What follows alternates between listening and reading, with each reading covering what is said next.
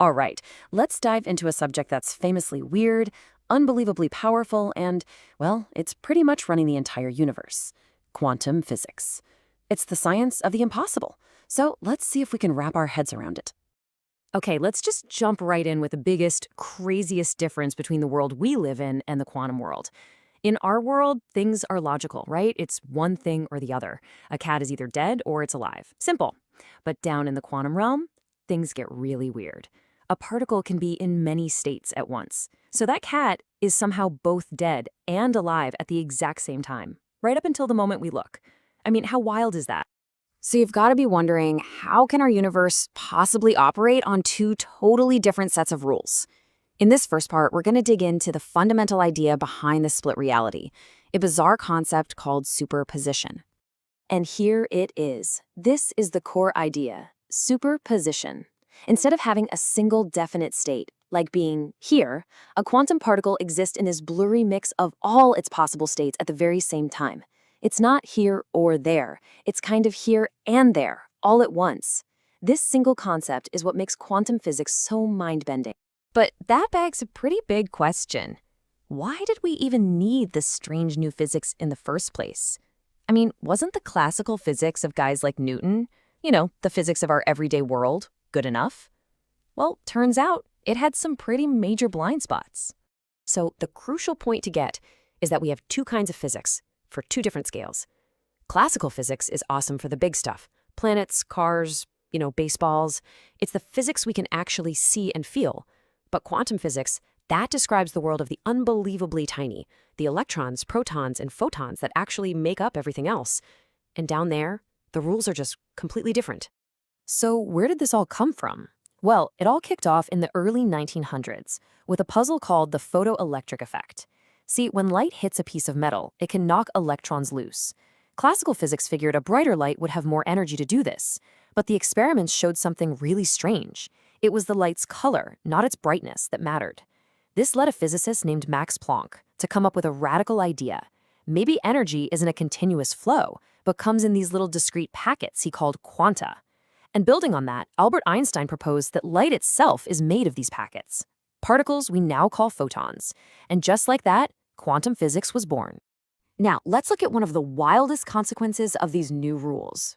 I want you to imagine trying to walk through a solid wall. For us, that's impossible. But for a quantum particle, it's just another day at the office. In our regular classical worlds, the rules are pretty clear. You walk up to a wall. If you don't have enough energy to climb over it or smash right through it, you're stuck. You bounce off. That's it. End of story. That barrier works 100% of the time. But at the quantum wall, things change. A particle zips up to a barrier without enough energy to get through. Now, classically, it should just bounce right off. But because of how quantum mechanics works, there's a small but very real chance it will simply appear on the other side. It doesn't break the barrier. It's on one side, and then poof, it's on the other. This is called quantum tunneling. And this isn't just some quirky theoretical party trick. This seemingly impossible feat is happening on a colossal scale right this very second. Quantum tunneling is literally the engine of the stars. It's what allows protons in the sun's core to get close enough to fuse together, even though they should repel each other. Without this little quantum cheat code, our sun wouldn't be hot enough for fusion to happen. It's what makes all life on Earth possible. With all this inherent strangeness, is it any surprise that Hollywood absolutely loves quantum physics?